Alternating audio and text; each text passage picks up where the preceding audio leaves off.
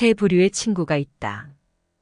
첫 번째 부류는 음식과 같아서 매일 필요하다. 두 번째 부류는 약과 같아서 가끔씩 필요하다. 세 번째 부류는 질병과 같은 것으로 항상 피해 다녀야 한다. 아무리 친한 벗이라도 너무 가까이 하지 말라. 친구는 석탄과 같다. 친구는 불타고 있는 석탄이다.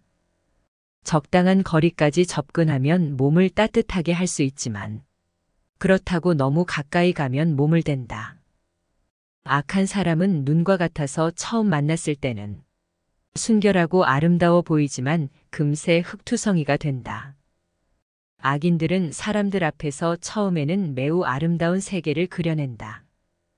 온 세상이 은으로 덮인 순결한 설경처럼 말이다.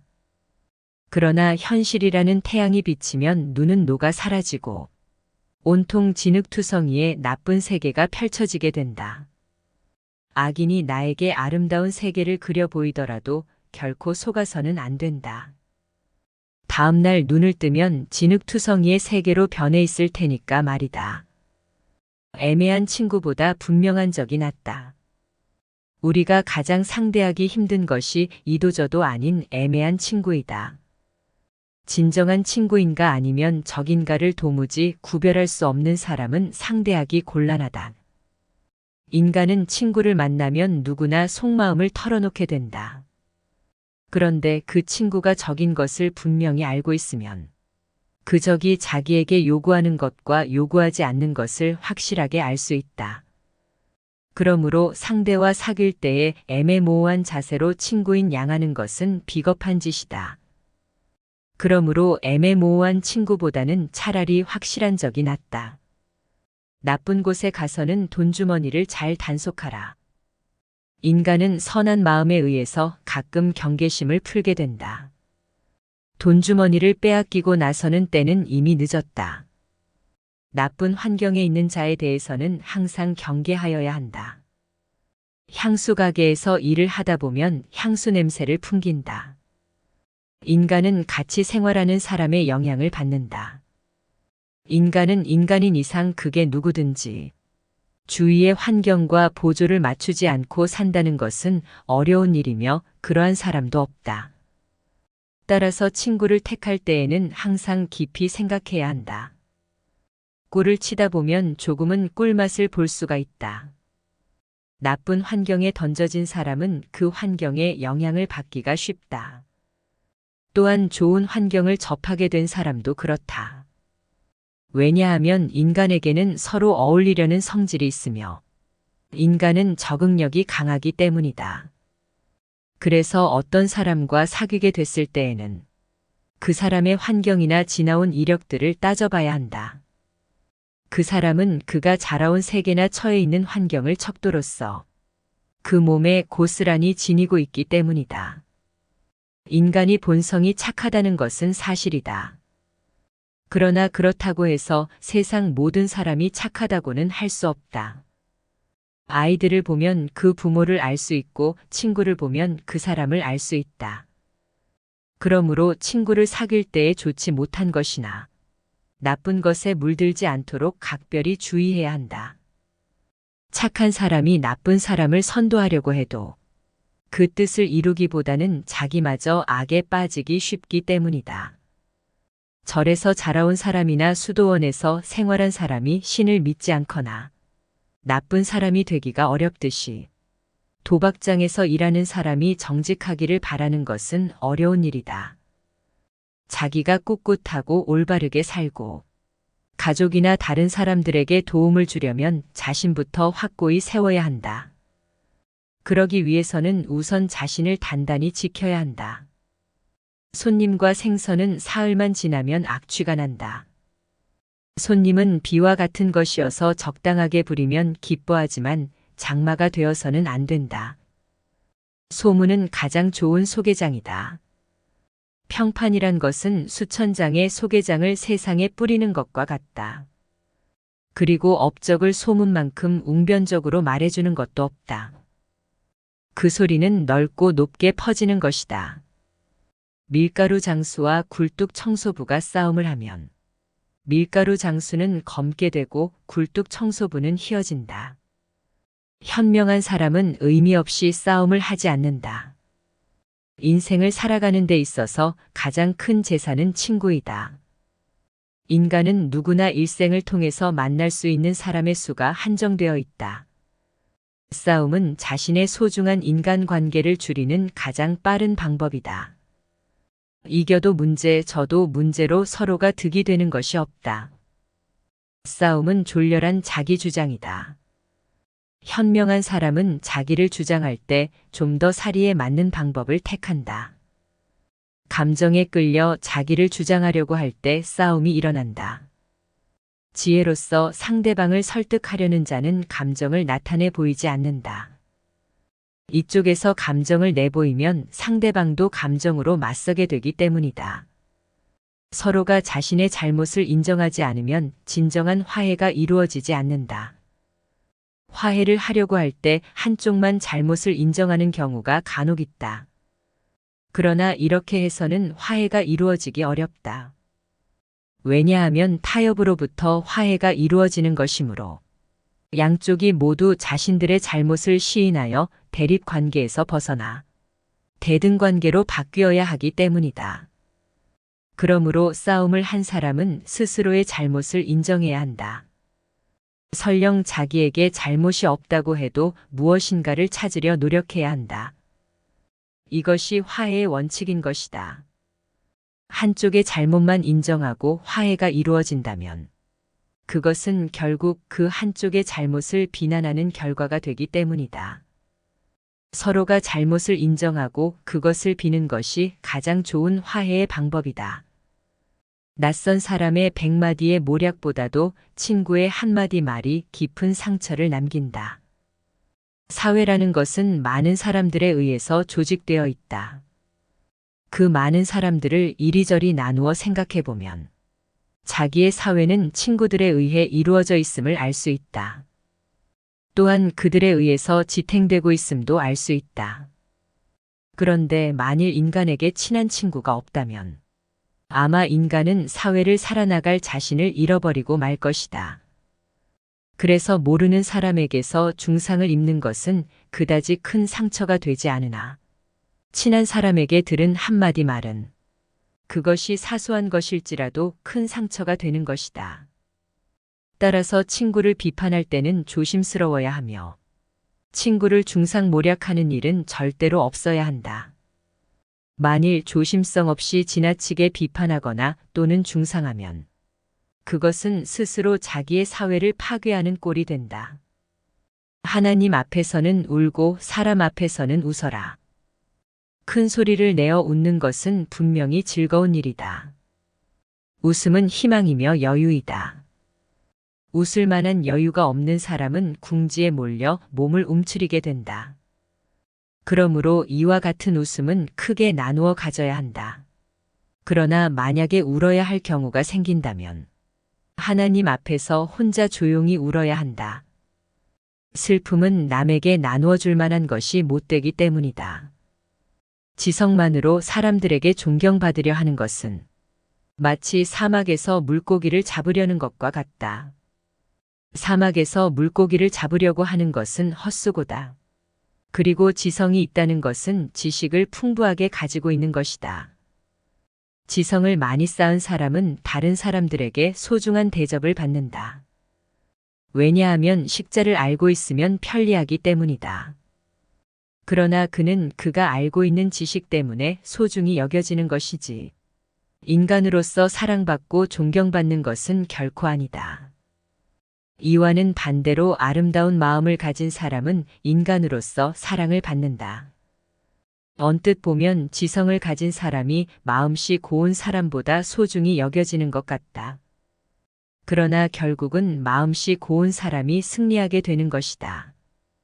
마음씨 고운 사람이 지식까지 겸비하고 있다면 금상첨화일 것이다. 이런 사람은 지도자감으로 매우 좋다. 이런 사람은 사막에서도 사람들에게 물고기를 구해다 줄 것이다. 바늘귀도 두 사람의 친구와 빠져나가기에는 그리 좁지 않으나 서로 원수가 된 친구에게는 천하도 좁게 느껴진다. 두 사람이 싸웠을 때 먼저 타협하는 사람이 인격을 높인다. 싸움이란 냇물과 같다. 한번 작은 냇물이 생기면 큰 냇물이 되어서 다시는 작은 냇물로 되돌아오지 않는다. 친구에게 돈을 빌려주지 않는 사람은 친구를 잃지 않는다. 사람들 앞에서 모욕을 주는 것보다 차라리 피를 흘리게 하는 것이 낫다. 사람을 한쪽 손으로 밀 때에는 다른 한쪽 손으로 그 사람을 끌어당겨 주어라. 나쁜 친구는 당신의 수입에 대해 신경 쓰고 헤아려도 결코 당신의 지출은 생각하지 않는다. 친구인 채 하는 사람은 마치 철새와 같아서 날씨가 추워지면 당신 곁을 떠난다. 어리석은 자를 업신여겨서는 안 된다. 어리석은 자가 있기 때문에 당신은 현명해지는 것이다. 예의범절을 깨달은 사람은 예의범절을 모르는 사람에게 마음을 쓰려고 하지 않는다. 무릇 훌륭한 예의범절은 남의 좋지 않은 예의범절을 용서해 주는 것이다. 입을 닫을 줄 모르는 사람은 대문이 닫히지 않는 집과 같다. 물고기는 언제나 입으로 낚인다. 인간도 역시 입 때문에 걸려든다. 한 번 입으로 낚인 물고기는 다시 바늘에 걸리지 않으나 어리석은 인간은 금방 또다시 입 때문에 걸려든다. 당나귀는 긴 귀로써 알아보고 어리석은 사람은 긴 혀로써 알아본다. 당나귀는 긴 귀를 갖고 있지만 실제로는 아무것도 듣고 있지 않다고 한다. 오랫동안 당나귀는 어리석은 사람을 일컫는 대명사였다. 어리석은 사람에게 가장 큰 적은 자기 자신이다. 자신이 어리석다는 사실은 가만히 있을 때에는 알 수 없으나 당나귀 귀처럼 긴 혀로 이야기하면서 곧 알려지게 된다. 어리석은 사람의 혀는 날름거릴수록 길어진다고 한다. 그러나 아무리 날름거리더라도 어진 사람이 이야기할 때와 달라서 아무런 의미도 갖지 않는다. 혀에는 뼈가 없다는 것을 항상 생각하라. 혀에게 재주를 가르친다는 것은 어려운 일이다. 수다를 떨지 말라. 비밀은 꼭 지켜라. 혀로 말하기 전에는 항상 생각하라 하는 것들을 아무리 타일러도 혀는 곧 잊어버리기 때문이다. 혀에는 뼈가 없다. 우리는 혀라고 하는 것이 연체동물임을 항상 의식해야 한다. 혀는 일생의 운명을 지배하는 중요한 몸의 부분이기 때문이다. 우리 주위에는 입을 잘못 놀려서 해서는 안 될 소리를 해서 잠자코 있어야 할 때 입을 놀려서 인생의 큰 손해를 본 사람들이 많이 있다. 사람은 혀와 함께 평생을 살아가야 한다. 혀는 의지를 가진 듯 제멋대로 움직인다. 말은 인간의 제2의 얼굴이라고 한다. 입을 오래 벌리고 있으면 자신이 거기서 도망쳐버려 자기 자신을 잃을 수가 있다. 말 한마디 덧붙이는 것은 언제라도 가능한 일이지만 이미 해버린 말을 주워 담는 것은 불가능한 일이다. 입보다 귀를 상석에 앉혀라. 인간이 입으로 망한 적은 있어도 귀로 망한 적은 없다. 입은 자신을 주장한다. 귀는 다른 사람의 주장을 듣는다. 물론 인간이 말이 없는 것도 좋은 것은 아니다. 자신을 주장하지 않고 살아갈 수 없기 때문이다. 인간은 자신을 남에게 강요하려는 기질이 강하다. 그래서 인간은 수다를 떨게 되는 것이다. 따라서 아무리 수다를 경계한다고 하더라도 그것은 결코 지나친 것이 아니다. 동물에게 눈과 귀가 두 개인 이유는 주위의 사물을 잘 보고 소리를 잘 들어야만 생존할 수 있기 때문이다. 잘 보고 잘 듣는 것이 동물을 지켜주는 것임을 생각할 때 우리의 일상생활에도 교훈이 될 것이다. 새장으로부터 도망친 새는 붙잡을 수가 있으나 입에서 나간 말은 붙잡을 수가 없다. 왜냐하면 비밀은 돈처럼 붙들어 두려고 하여도 잠시 방심하는 사이에 나가버린다. 따라서 비밀은 돈과 같이 사용하는 순간까지 잘 간직해야 하는 것이다. 더구나 비밀은 돈보다 위험하다. 남에 대한 욕이나 비난도 이와 마찬가지이다. 서로 만나서 얘기하는 것은 양쪽의 날이 선 칼로서 자신을 다치게도 하는 것임을 잊어서는 안 된다. 인간이 말을 하는 것은 태어나면서 배우나 입을 다무는 것은 어지간해서 배우기 힘들다. 지혜를 둘러싸는 담은 침묵이다라는 말은 모두에게 교훈이 되는 세상을 살아가는 원칙이다. 자신의 지나간 생을 돌이켜볼 때 입을 잘못 놀리거나 말을 덧붙여 후회한 일은 있어도 침묵하고 있었던 것을 후회한 것은 별로 없을 것이다. 듣는 것은 지혜를 말하는 것은 후회를 가져오는 경우가 많다. 침묵도 일종의 언어이다. 그리고 그것을 배우면 어휘가 풍부해진다. 거칠의 인사는 고양이처럼 핥는다. 그러나 모르는 사이에 남을 핥힌다. 사람을 앞에 두고서 지나치게 칭찬하면 안 된다. 사람을 칭찬하고자 할 때에는 보이지 않는 곳에서 하라. 이것은 지혜로운 사람이 남을 칭찬하는 방법이다. 거짓말을 해서는 안 된다. 그러나 진실 중에도 말해서는 안 되는 것이 있다. 거짓말을 하는 것이 나쁘다는 것은 어렸을 때부터 귀에 못이 박히도록 들어서 잘 알고 있는 사실이다. 그리고 진실은 당당하게 말해야 한다고 배웠다. 그런데 진실 중에서도 말해서는 안 될 것이 있다. 그 하나는 사람을 다치게 하는 진실이다. 진실에도 거짓말과 같이 사람을 괴롭히는 것이 있다는 것을 알아야 한다. 또 하나 이야기하면 안 되는 진실은 비밀이다. 자신의 비밀이나 남의 비밀을 말해서는 안 된다. 진실도 거짓말과 같이 위험한 것이다. 진실도 칼처럼 조심스럽게 다루어야 한다. 거짓말쟁이는 뛰어난 기억력을 가져야 한다. 거짓말쟁이는 이익될 것이 없다. 진실을 말해서 얻는 것은 무엇을 말했는가 기억할 필요가 없다는 것이다. 거짓말을 하게 되면 당장은 이익이 생기는 일이 있겠지만 긴 안목으로 보면 아무런 장점이 없다. 대부분의 사람에게 가장 큰 고통은 남에게 말하지 못하는 것이다. 남이 모르는 것을 알고 있다는 것은 우월감을 갖게 한다. 그리고 그 정보가 상대방과 관계 있을 때 상대방이 그것을 모르고 자신만 알고 있다면 더욱 우월감을 갖게 된다. 인간은 우월감에 젖고 싶은 강한 욕망을 가졌으므로 인간이 비밀을 지킨다는 것은 매우 어려운 일이다. 또 한편 인간은 고독에서 벗어나고자 하는 강한 열망이 있다. 남에게서 따돌림 받는 것만큼 괴로운 것은 없다. 인간이 다른 사람에게 얘기해서는 안 되는 것을 이야기해 버리는 것은 그것을 다른 사람에게 이야기함으로써 자기와 같이 경험을 하게 하고 고독으로부터 해방되려고 하는 것이다. 인간은 사물을 직접 경험하기도 하고 듣고 읽고 하는 간접적인 것을 통해서도 경험을 하게 되므로 다른 사람과 이야기하는 것도 상대방과 함께 경험을 나누는 것이 된다. 인간에게 있어 가까운 사람과 말할 수 없는 것만큼 큰 고통도 없다.